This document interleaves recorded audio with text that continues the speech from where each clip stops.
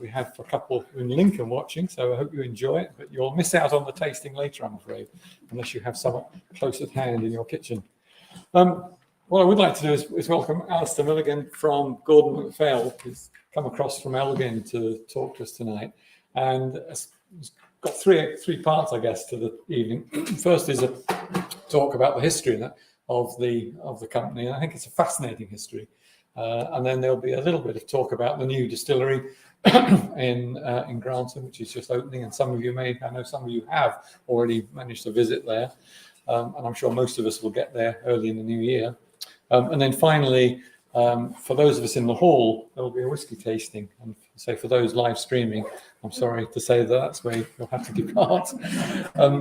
But without further ado, thanks so much for coming across, Alastair. It's great to have you with us. And I, for one, am really looking forward to hearing the backstory to Gordon Macphail. So thank you. Can everyone hear me okay? Can everyone hear me okay? Yes. Perfect. So, evening everyone. Thank you very much for coming or tuning in. As Mike said, my name is Alastair. I work for Gordon Macphail. I have done for 11 years now. Pretty much when I was old enough to start drinking whiskey, I was pretty much selling it. Started my job through our shop, which we're going to talk quite a lot about in this presentation. And then from there, jumped across to our international sales team, was doing some stuff around Asia and America. And I now have hunkered myself down in the UK and do most of my stuff in and around Scotland, all in a sales role. So what we're going to do today, I've called this presentation The Journey. I think it's quite a fitting name for what we're going to talk about, all about where Gordon Macphail started, the family, and how we really got not just Gordon Macphail, but then Ben Romick Distillery and then the Cairn to where we are today. And then we'll try some whiskey afterwards. And I'll try not take too long to get to the whiskey part. So, I guess everyone heard of Gordon Macphail before? Yes. Amazing. So the business established in 1895 by two men, James Gordon and John Macphail. This is actually a picture of really the first year of trading at Gordon Macphail. We were a grocer, and we were there to supply really the local area with really the finest groceries from all around the world. And we had a big focus on teas, coffees, wines, and spirits, particularly whiskey. Now, James Gordon, he was our spirits merchant or wine and spirits merchant. When it came to whiskey, he was the man that was purchasing casks from local distilleries.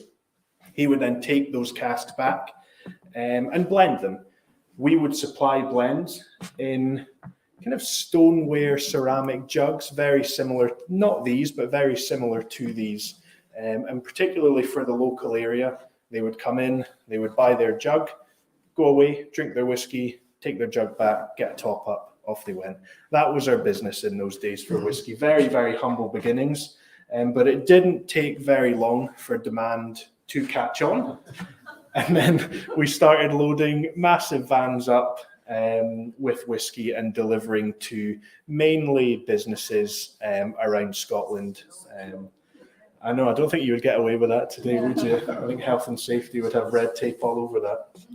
Now, in the early years of trading, there was a young chap called John Urquhart that joined the business. John was brought in as an apprentice to the two founders, James and John. Very able learner, and before long, James kind of stole him and took him under his wing and wanted to teach him all about really buying and selecting casks and kind of the art of blending. So James done that for really a number of years until he became a kind of senior partner within the business. And then in 1915 is when John really took over and actually took over ownership of Gordon Macphail as well. And ever since that day, Gordon Macphail has been owned and managed through the various generations of the Urquhart family. Not many, a few more these days that are still or that are owned by independents, with some of these newer, younger distilleries that are coming on board. But for kind of bigger brands, independently owned. There's not too many of us these days. Most of them are owned by your big multinationals, your Diageos or your Pernod's or your Beam Suntories of the world these days. Now, this is the man that I think a lot of people recognise with Gordon Macphail. He's more commonly known as Mr. George. This is George Urquhart. George was a massive pioneer within the industry, and there's many that believe that single malt whiskey or Scotch whiskey, particularly single malt whiskey, would simply not be where it was today if it wasn't for the work of George Urquhart. George and his father John, fairly early on, had a vision, they had a goal. They wanted to make single malt whiskey. Sounds bizarre these days because single malt's everywhere, but back in the 30s, 40s, 50s, 60s, single malt wasn't really a thing. Businesses were looking to make quick money in this era. The quickest way to make your money is mature your whiskey young, blend it together, sell it as a blend. That's what everyone was doing. Whereas John and George believed that single malt, or whiskey in its single malt form, was a far superior product than a lot of the blends that were on the market. So they wanted to make single malt a bit more accessible for the consumer. So it started through what was called the distillery label range. So we had whiskey, we had casks from distilleries all around Scotland, mainly local to Speyside, but we were getting casks from all over Scotland. George was then kind of going knocking on distilleries' doors and saying, look, I have your whiskey. Can I bottle it with your name on it as a single malt? Most brands or most distilleries were confused as to why he wanted to do it, because he could make his money 2 or 3 times as quick doing it the way everyone else was doing it. But most of the brands were actually flattered that someone wanted to do that, because everyone else that was buying their liquid was wanting to blend it together, put a random name on it, and sell it without any credit going back to the distilleries for the liquid that they made. So all of these brands that were happy to do it designed labels. That's why all the labels look unique. And then they put at the bottom of it, which you may see at the bottom of some of these, matured and bottled by Gordon Macphail. And we were effectively their licensed or their licensed bottler for single malt whiskey. So most brands, most of the big brands that we know today, their first avenue for single malt on the market was actually through ourselves. So you'll see even guys like Glenlivet. We were doing it with Macallan's, Glengrant's, Mortlich's, Strathislas, Highland Park's, Scappa's. Not quite you name it, we were doing it, but quite a lot of the distilleries that were open and trading in this era, we were doing this for. And that was the start of really the single malt journey, not just for us, but for a big part of the country and a big part of the industry, actually. George, much like his father, wanted his kids within the business. And this is where we're getting into, probably a lot of you probably know members of the 3rd and 4th generation. So Ian was the first. Ian joined in 1967 and was a real integral part of following on his father's legacy with what we were doing. And not long after Ian joined was the Connoisseur's Choice range, which was launched, the very first dedicated Gordon Macphail range. Up until this point, we were just bottling whiskies under license for distilleries. We wanted something to really put our own stamp on it and to really start growing the Gordon Macphail brand and saying, look, this is a range of whiskies from Gordon Macphail.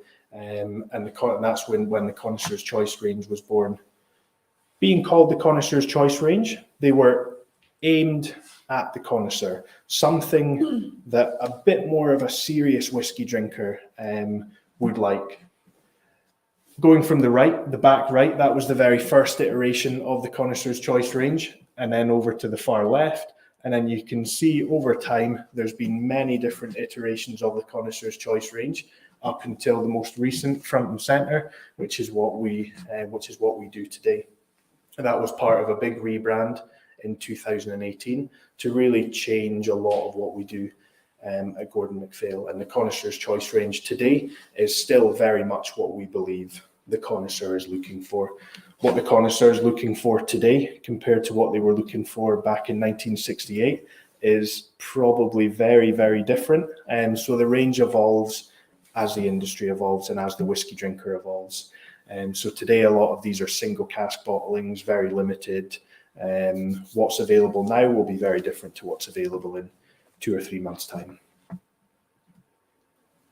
Not long after that, in 1972, David joined the business. David had a long career within the UK, and towards the end of his career, he was not just the UK sales director, but also joint managing director with his brother Michael. But David sadly passed away in 2015 at the young age of 63, far too young. And then in 1981, both Rosemary and Michael joined the business.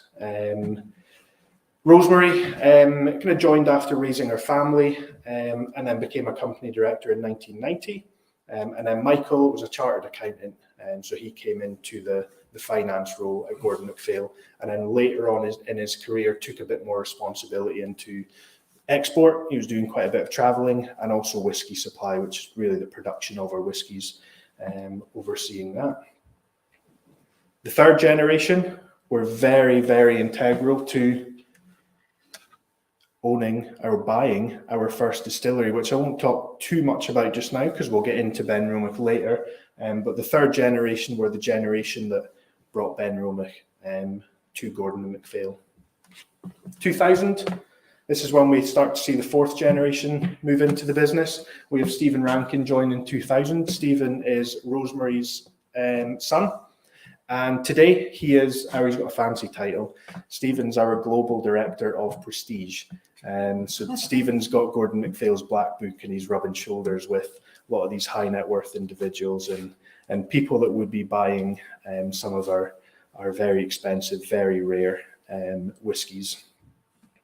Neil then joined in 2002. Neil worked in various different business areas within the business, including the retail shop. He was overseeing a lot of what the retail shop were doing for years, international sales, before he moved and became HR and compliance director, and then became a non-exec chairman in 2020. And he also does a lot of work with Johnsons of Elgin. There's quite a lot of similarities or a lot of work that the Urquharts do between both businesses, between Johnsons of Elgin and Gordon Macphail. Neil also does quite a lot of work at Johnsons of Elgin. And then we have the two twins, Richard and Stuart Urquhart. Richard's on the right, Stuart is on the left. Richard is our head of sales for the Americas, and Stuart is our operations director.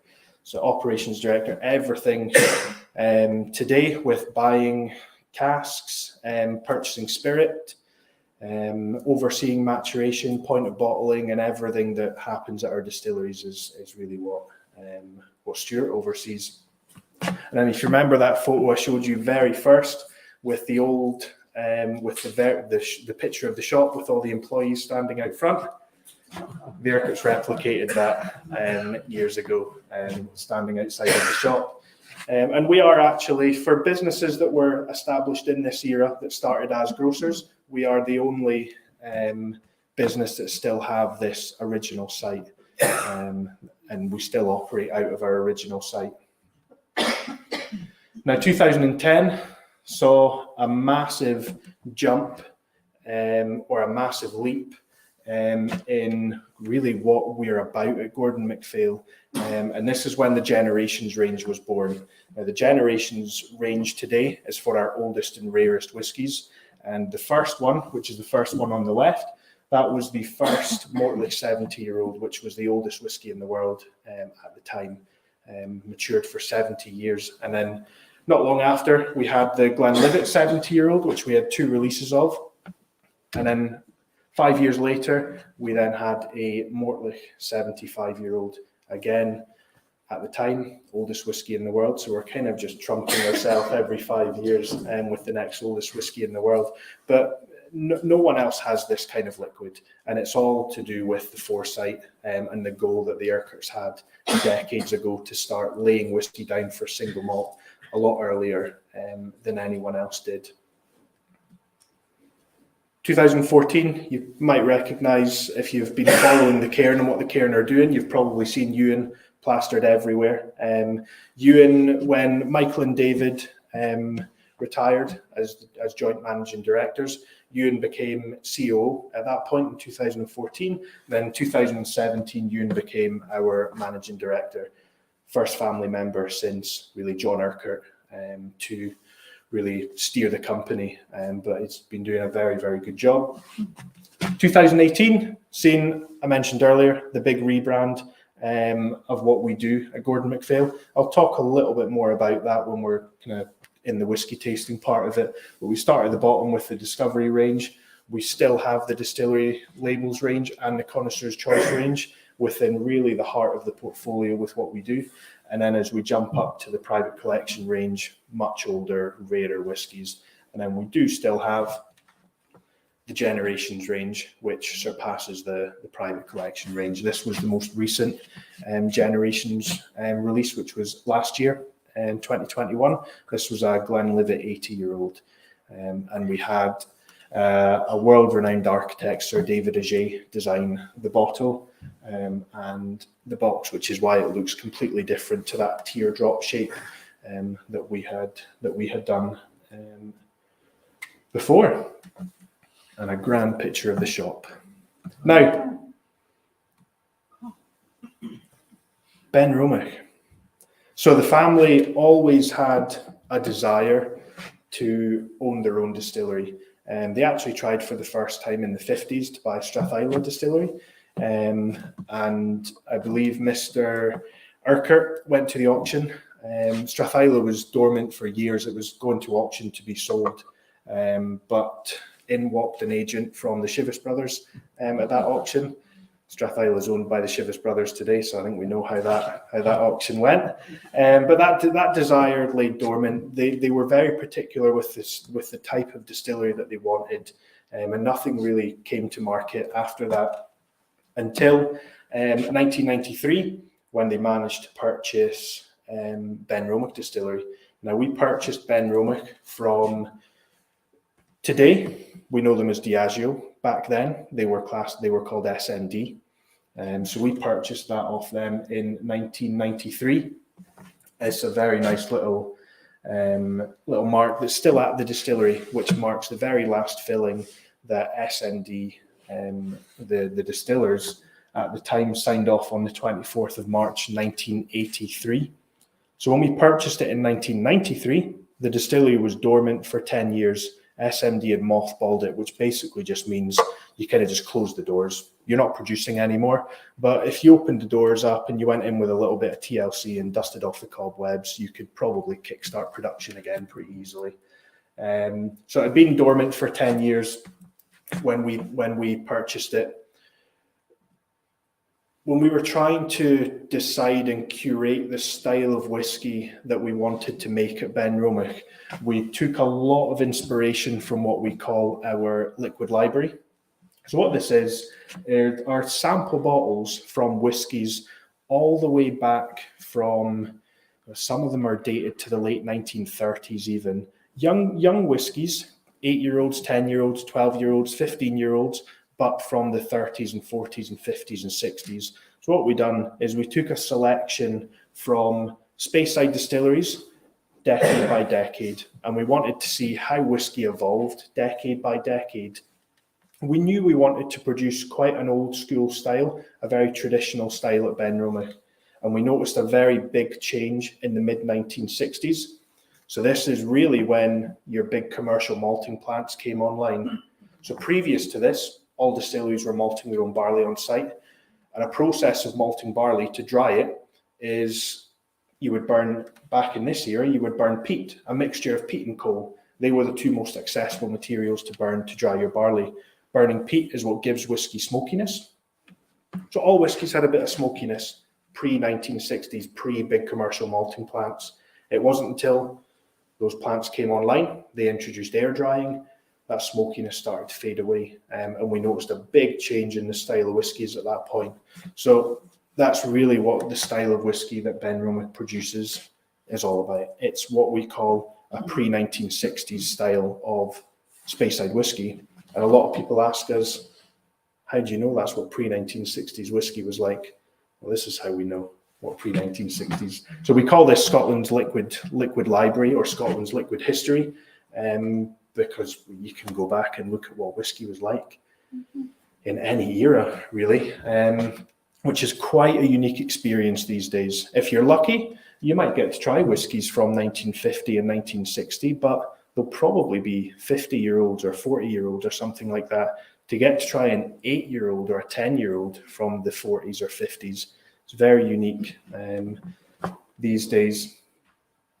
So once we knew the style of whiskey that we wanted to produce, it took us 5 years to re-engineer the distillery so that it could produce that style of whiskey that we wanted it to make. Benromach was quite a big distillery before we bought it, so a lot of the equipment was a bit bigger than what we needed or what we wanted. So we actually took a lot of that equipment out and almost started with a shell.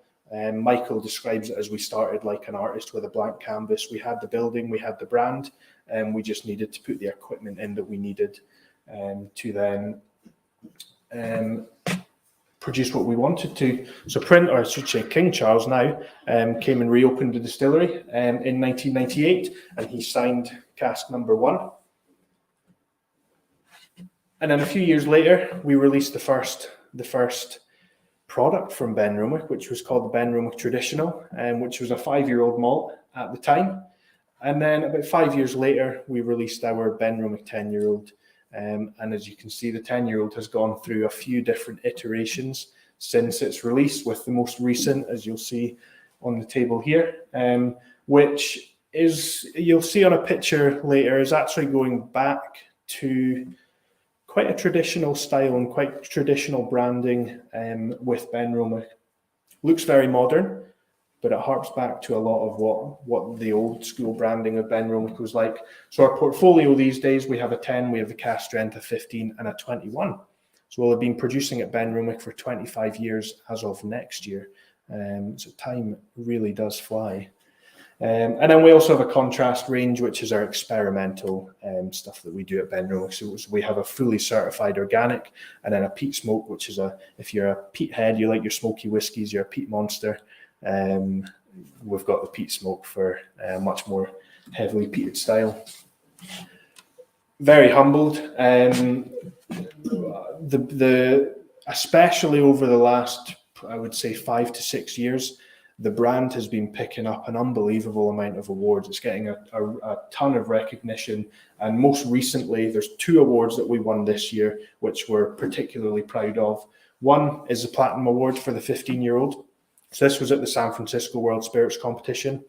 There's about 5,000 different spirits that go to that competition, and there's about 70 judges from all around the world. To win a Platinum Award, you need to win double gold 3 years in a row. Very hard to win double gold 1 year. To win it 3 years in a row is very, very hard, which is why not just whiskies, but all spirits in the world, there's only a handful of spirits that have been awarded Platinum Awards in the past. And the 15-year-old is now one of them, and highly regarded as probably one of the best whiskies in the Gordon Macphail range, and one of the best 15-year-olds on the market. And that's not just me that says that. And then we also won a Best in Show for our Benromach 40-year-old, which is basically voted the best whiskey in the world for our Benromach 40-year-old at the exact same show. And the distillery these days, as you can see, that red blocky writing was very much kind of pays homage to what the distillery used to look like decades ago. And the distillery these days sees roughly about 15,000 visitors a year, mainly tourists between that spring and summer season. And it also holds a 5-star attraction from Visit Scotland. Now, the new one, which I'm sure you're eager to learn a lot about, the Cairn. So a completely different project to what we've done at Benromach before.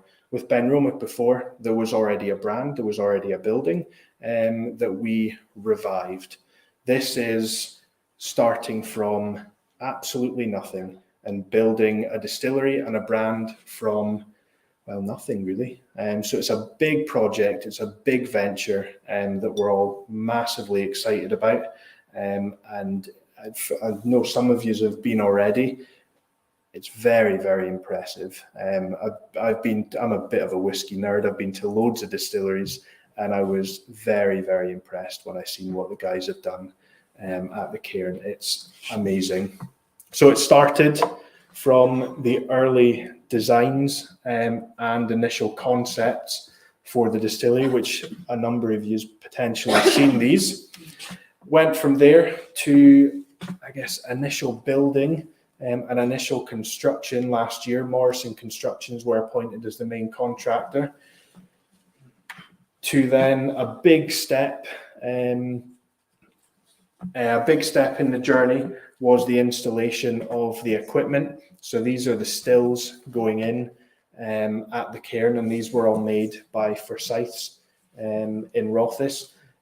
These guys do the majority of the stills for the majority of distilleries. They're very, very good at what they do, and you need to get your stills right. We were talking a little bit earlier about stills. Stills are unbelievably important when it comes to whiskey. The size and shape of your stills really is what determines the weight of your whiskey, the mouthfeel of your whiskey. We're very particular with the style that we want to produce at the Cairn as well. So we need very specific size and shape of stills, and Forsyths are the best at it. So quite small stills. It's quite hard to get the gist on how big or how small they are in the picture, but they're fairly small stills.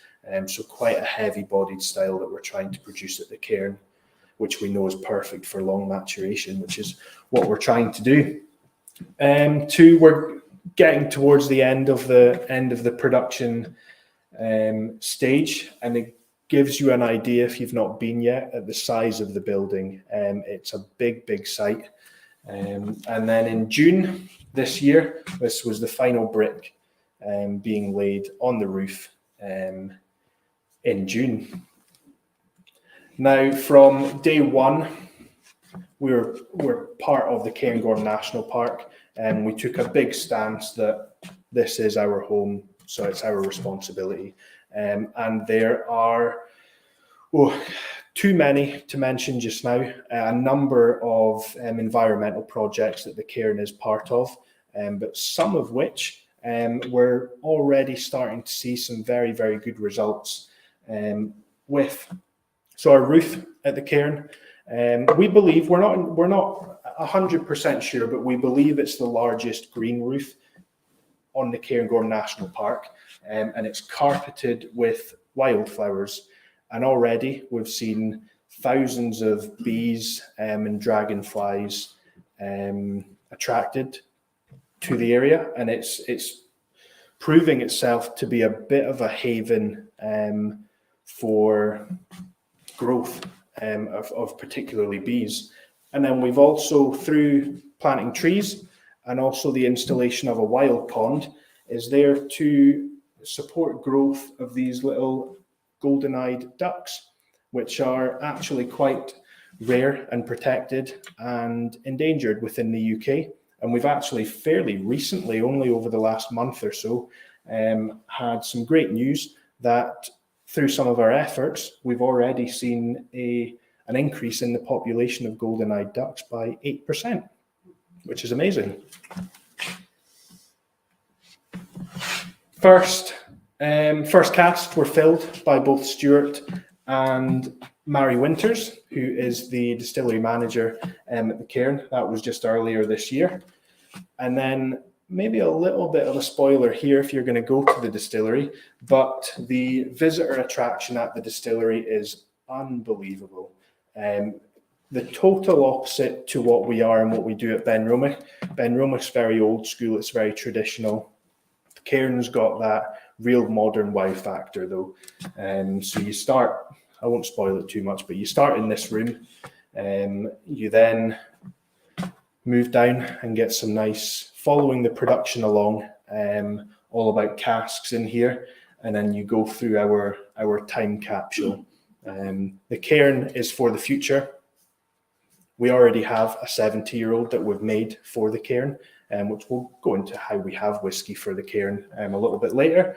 But this time capsule goes all the way up to 2092, when the very first 70-year-old cairn will be released. And this is a big area of for photography. Everyone wants to stand in front of our time capsule and get a photo. So the distillery is open now, and you can visit. There are 2 tours that people can do just now. There will be a third tier to that tour, which will be a £350 option.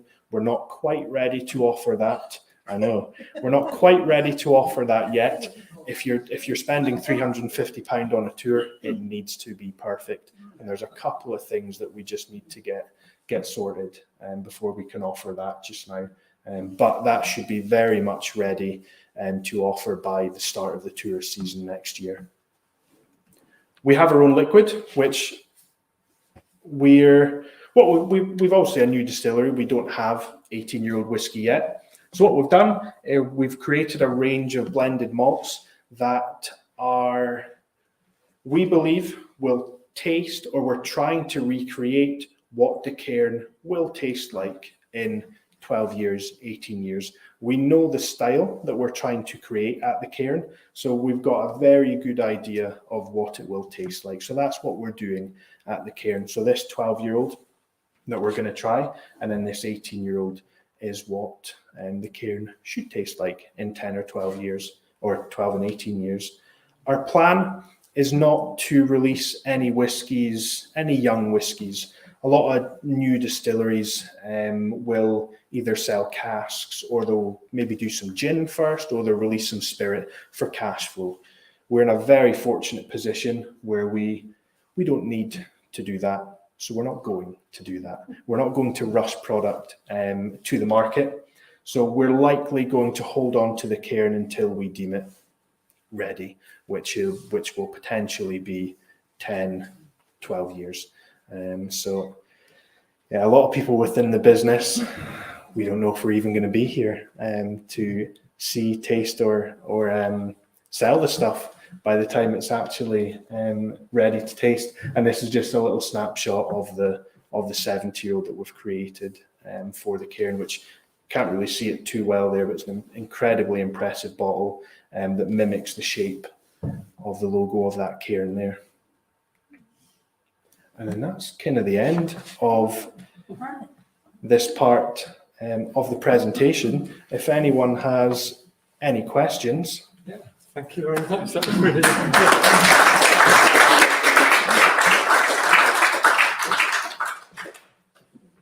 was fascinating. Thank you. Any questions for people?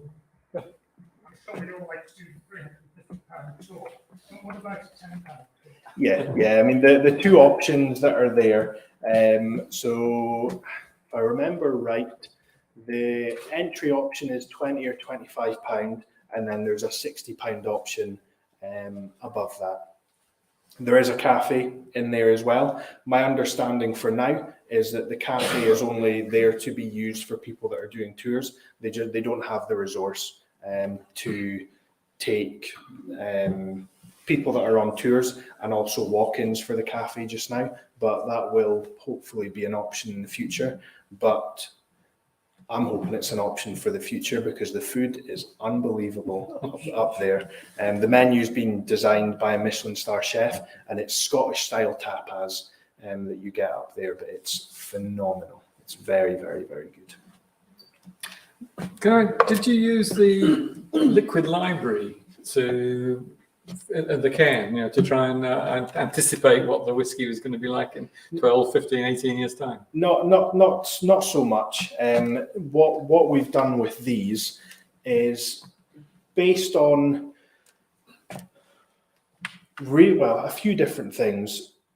The ingredients we're using, the length of fermentation and the yeast that we're using, the size and shape of the stills, and then the cask types that we're using. We've got a very good idea of what we're producing. So our very forward thinking of them to put the library together.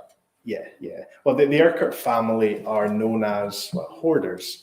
So they don't like to throw anything away, which when it comes to the liquid library is amazing. So we have pallets and pallets of those little sample bottles, which a lot of them, remarkably, are still very, very fresh. Some of them, which you would expect, have lost maybe a little bit of strength or maybe a little bit weaker in flavour, which if it's a 10-year-old whiskey and it's been sitting there for 60 odd years, you'd maybe expect something like that. But a lot of them are still remarkably fresh and held a lot of their strength and flavour, which are the ones that were used for these. Because I can remember I used to stay on Balvenie with the excise. But Mortley, 60 years ago, 50 years ago, was considered then one of the really special whiskey, and to be able to get it.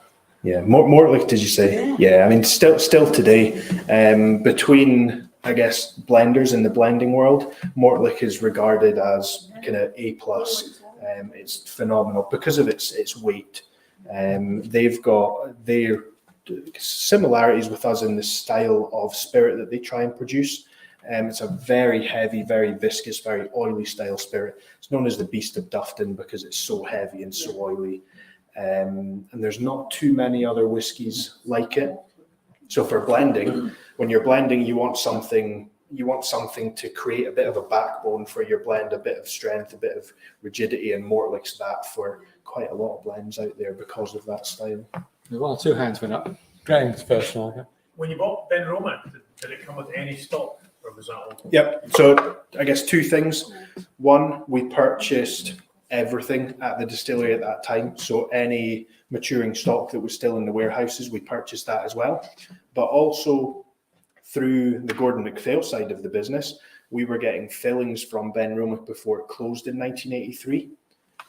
To this day, just now, we don't bottle Ben Roma into the Gordon Macphail portfolio. So all of that stock we've moved over, and which is how we have the likes of those 40-year-olds and things today. So different style. It's going to be interesting in another 10, 15 years to compare what our 40-year-old is like to what the previous 40-year-old is like. There's loads of hands going up. That's gone. Great. Do you have any bonded warehouses on site, or is it all matured off-site? At the Cairn, the majority of it is matured off-site. So most of our maturation is done at Ben Roma now. We've just put in another, I think 4 warehouses at Ben Roma, one of which is a big brand.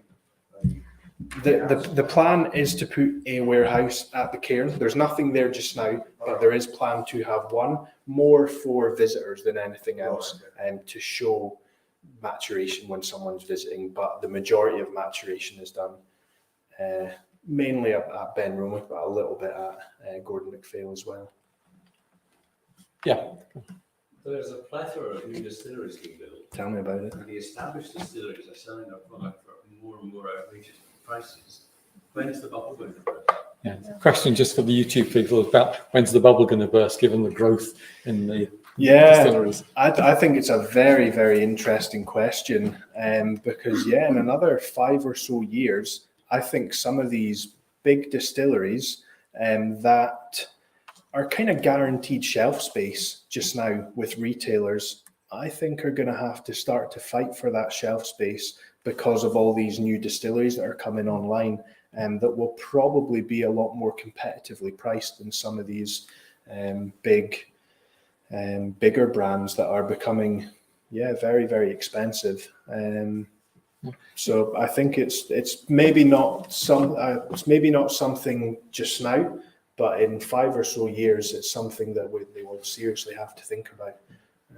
I think when we moved up to Scotland in the early 90s, there were quite a lot of distilleries that were being mothballed around Moray at that time. So there's obviously an ebb and flow in the demand for it. And there was a lot of anxiety that it was an old people's drink and it Yeah. was going out of fashion, and what was the future going to be? And Yeah. so I think you've got a lot of confidence in your investing in something for 70 years ahead. Yeah, and I think the industry is in a very, very good place now. And one thing that we didn't have previously when the industry took a bit of a dip was so much interest from international markets as well, though. So yeah, if it takes a dip in the UK, that we've got some amazing markets around the world now, and with some seriously fast emerging markets like, China, for example. China's growing at an unbelievable rate for Scotch whisky. So I think the future is looking very, very good for whisky. And a lot of your bigger brands these days, I think there's still a little bit of a concern that whiskey's maybe seen as an old person's drink. But if any of you have, we talked about the Johnny Walker experience in Edinburgh, very much focused at trying to bring newer and younger whiskey drinkers into the industry, which is great. Sorry, I'm cutting off, folks. I'll go here first and then come to you. Yeah, my question was on those lines, actually. I remember 40 years ago, the industry continued declining.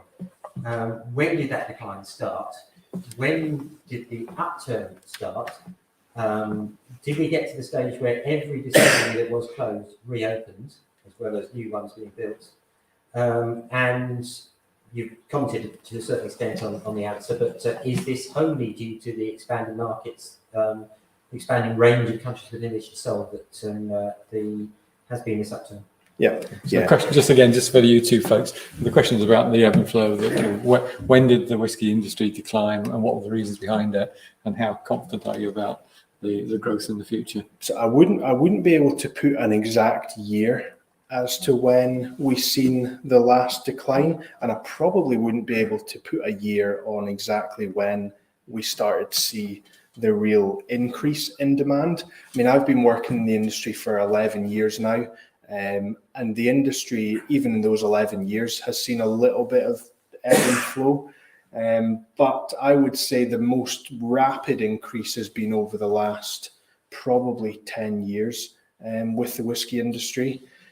And yeah, I think a lot of brands these days have a huge amount of confidence in the future because of how much demand there are from international markets and how many fast growing emerging markets there are around the world, not just China.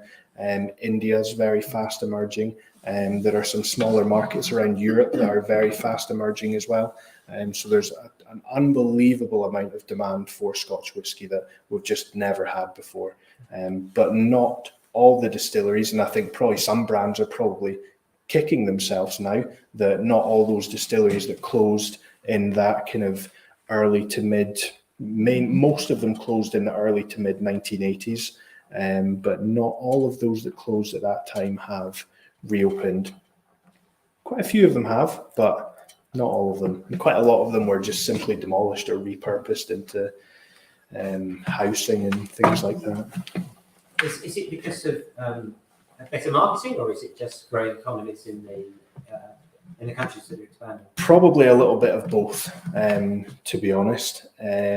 Especially a lot of your, in the likes of China, for example, a lot of your bigger brands, your Diageos, your Pernots, they've been pumping a lot of money and a lot of branding and a lot of marketing into the likes of China, because they know when quite an immature market still today, but when they know and they learn a bit more about whiskey, it will just go crazy for everything. Younger whiskies and also more expensive whiskies.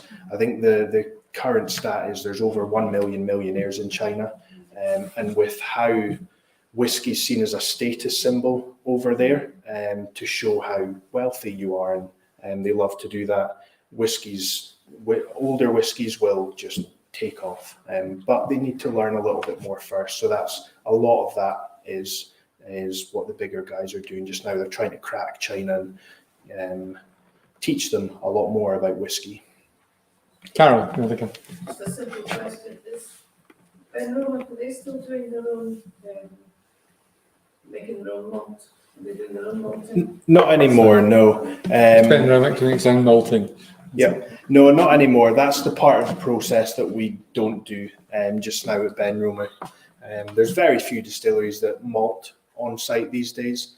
And off the top of my head, I can only think of one that actually only uses malt that they produce. If we were to malt ourselves at Ben Roma, we would have to buy more in as well, because we wouldn't be able to malt enough to keep up with demand and what we need to produce at Ben Roma.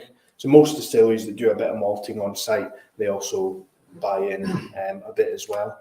But that's the part of the process that we do. Yeah, I mean, there's about 10, 12, 15 distilleries that still malt on site. Balvenie one of them, Lefroy, Highland Park, Tobermory possibly is one. I worked at Lincoln when I was a student. Yep. Twice. And the smell of the malting was just It's amazing, isn't it? beautiful. Yeah. And I was doing my shopping in Tobermory, and they were malting, must have been. And my foot must have felt sheer. I was standing in the middle of the street. Lovely. Yeah, especially if they're burning peat. If they're malting and they're burning peat, there's no better smell. What's the smell that comes from Rothes then, where they're making the animal feed with all the leftovers? Yes. Yeah, That's the other end of the, yeah, the true. spectrum. Yeah, very true. Very true. Yeah, David, then. Yeah, go on then. There's two questions really that I would like you to cover. One is the story that the Isla inhaled somehow or other sea air, and this as part of their flavour?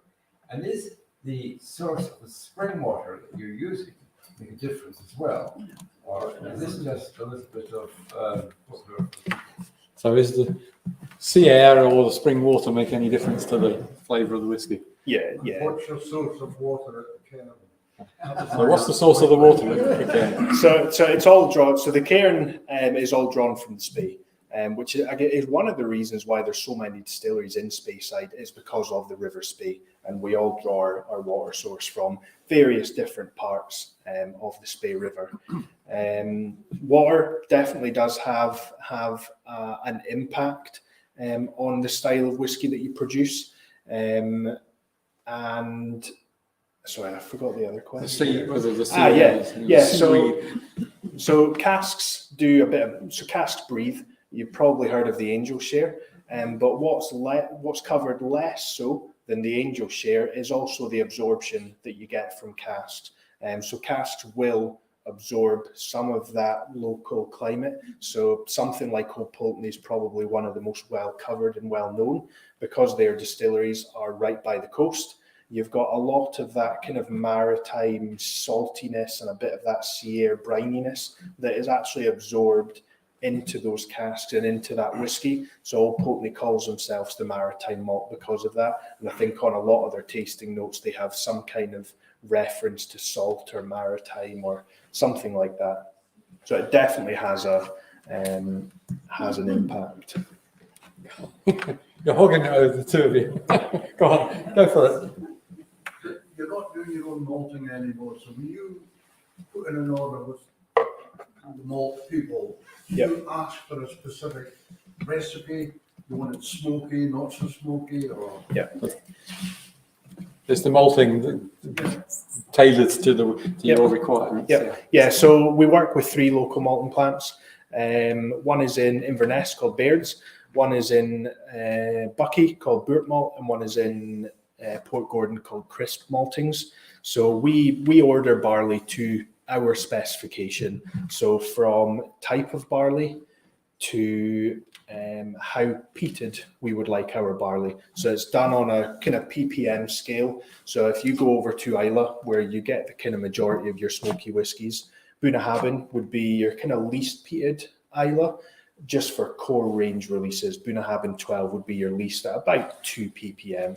Ardbeg 10 would be your highest at about 55, and everything on Islay kind of fits in between there. Lefroy's about 43, Lagavulin about 45, Bowmore, 43 and 45, Bowmore about 35. So everything fits in there.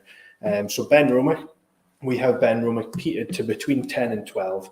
They're the kind of cut-offs. If it's below 10 or above 12, we'll reject it. But 10 to 12 is our range. Are still fired with fossil fuels? So they're coil heated from radiators basically, and so it's all electric these days. We're not using coal or anything like direct fired stills. I don't know. I think Glenfarclas still have direct fire, but I don't know of too many others. Carol. Yeah. One more question, I'm just going to ask, do you source your casks from different, I know some casks are sherry casks and other ones contain other stuff. Do you have different casks for different whiskies? So the sourcing of the casks and how they from do they have different qualities? Yeah, so we source casks from a couple different places. The main two types of casks, bourbon barrels, sherry, bourbon barrels and sherry casks. Bourbon barrels we get from the Speyside Cooperage in Craigellachie. They're sourcing casks, not just bourbon barrels, but casks from all over the world. For us, we would like them to either be the bourbon barrels, ex-Jim Beam or ex-Heaven Hill. There are two bourbon producers in the States that we've always had very good quality casks from. So that's our preference. They're not always available, so we do get some other stuff, but that's our preference for all brands. And then our sherry casks come from a few different bodegas in Jerez. The main one being Williams and Humber, a massive bodega that supplies sherry casks for a large number of distilleries within the industry. We've been working with them for near 100 years these days. We used to be a bottler. We used to bottle things. So before sherry legislation changed, sherry now must be bottled in Jerez to be called sherry. It never used to be. So Williams and Humbert used to send us full casks of sherry. We would bottle it, distribute it throughout the UK. It was called a walnut cream. That would give us an empty sherry cask to use. So we would then go and send that cask to distilleries, purchase their spirit. They would fill it into our casks. That's kind of where the Gordon Macphail journey started with what we do today. But we don't do that these days. They season casks for us and then they empty them, leave a little bit in there so the wood stays moist during transport. And then we'll get them and use them. We use some other stuff, some ex-wine casks, which we get from different places, some port casks, and that's the majority of it. But all of those casks are sourced, or all the casks that we sourced are spread across our three businesses. We use the same casks across them all. Chris first. When Donald Trump was president of America, he introduced a 25% import tax on whiskey, amongst many other things. Did that affect the industry significantly? And then when Joe Biden became president, he removed that, but he also said it was only temporary. So has it actually come to an end, or do you know when it's come to an end, and does it worry you? So it's a 25% import tax that Trump introduced in America and Biden removed. So we just want to know what the impact was that. Absolutely had an impact when it came in, and you actually started to see some brands take a bit of a step back from the American market because it was just so expensive to trade there and to want to trade there. We've definitely, us ourselves, seen an increase since that was basically abolished, but I don't know when that is potentially due to come back in. I know it is due to come back in, but I don't know. I don't have an ETA on when it's due to come back in, but it is worrying. But I think with the growth that we have in other markets around the world, it won't hemorrhage the business. But it's definitely worrying. Thank you. Your 75-year-old casks that Gordon Macphail has been buying forever, where do you keep them? Where do you keep the 75-year-old casks? So I suspect closely guarded secret, I would suggest. If I tell you, I'll need to kill you. No. We keep them in the areas that we have that promote the most consistent style of maturation. So where we tend to keep most of them is on site at the Gordon Macphail offices. So next to Tesco in Elgin, where we have our head offices, there's also warehouses there. That's where we do all our bottling and everything. There's a wrapped warehouse in there that holds most of our older whiskies, and all of the real older whiskies tend to sit right at the very bottom, where it's nice and cold and consistent. And we tend to see minimal angel share, especially when they start getting very, very, very old. But even the younger casks, this 2% gets thrown around a lot within the industry, that you're losing 2% a year. We tend to find it's about 1% on average for us. It's a very, very good warehouse for maturing consistently that we have in Elgin. Nice thick stone walls that keeps the temperature nice and consistently cool in there, even in fairly hot summers. Yeah. Great. Is any of your whiskey coloured, and to what extent do you use chill filtration in your brand? Nothing's coloured, so we can use what's called E150A to E150D, depending on how much colouring you want to add. It's the only thing we're legally allowed to add to the finished product, and all it really does is it's a cosmetic process it's mainly used for consistency. If you've got a 10-year-old whiskey or a 15-year-old, there's an expectation that it should look and taste the same every single time, right? So the nice and easy way to keep that colour consistent is to add a little bit of this spirit grade caramel to it. We don't use anything at all with any of our brands. Everything's completely natural colour. And we're quite lucky with, especially the Gordon Macphail range. The majority of what we do within the Gordon Macphail range are vintages opposed to age statements. So instead of putting a 10-year-old on the label, it will be a 1995 or a 1993.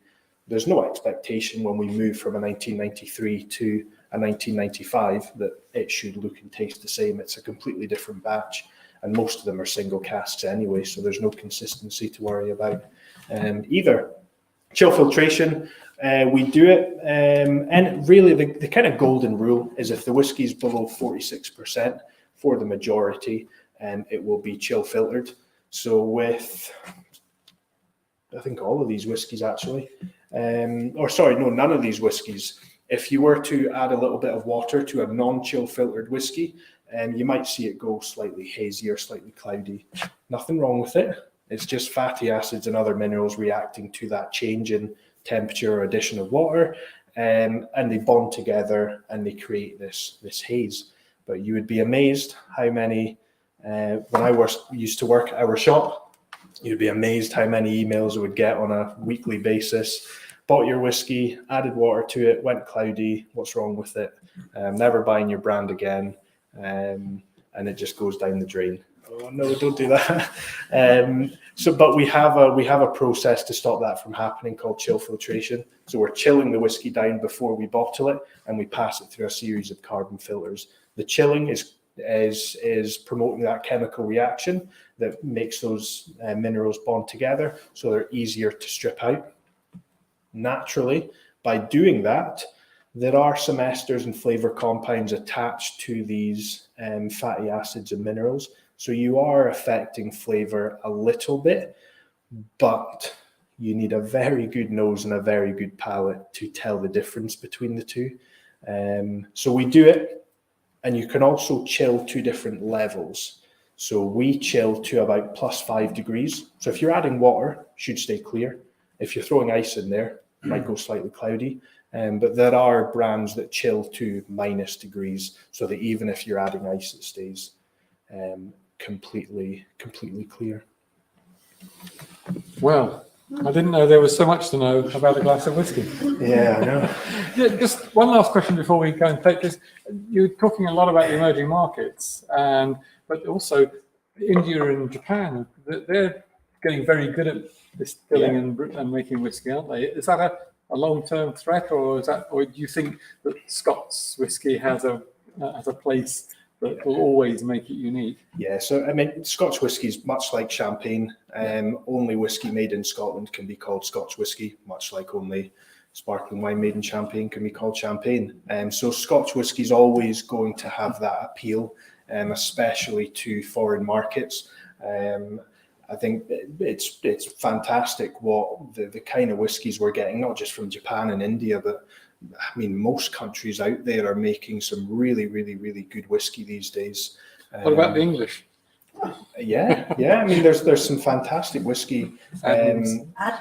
Yeah. I mean, Norfolk Distillery are doing some really good stuff. I mean, the English Whiskey Company have been doing some good stuff for years. So, I mean, there's great whiskies being produced all over the world, but I don't see it affecting Scotch whiskey purely because of that kind of geographical protection that they can't make Scotch. Brilliant. Well, thank you ever so much for that.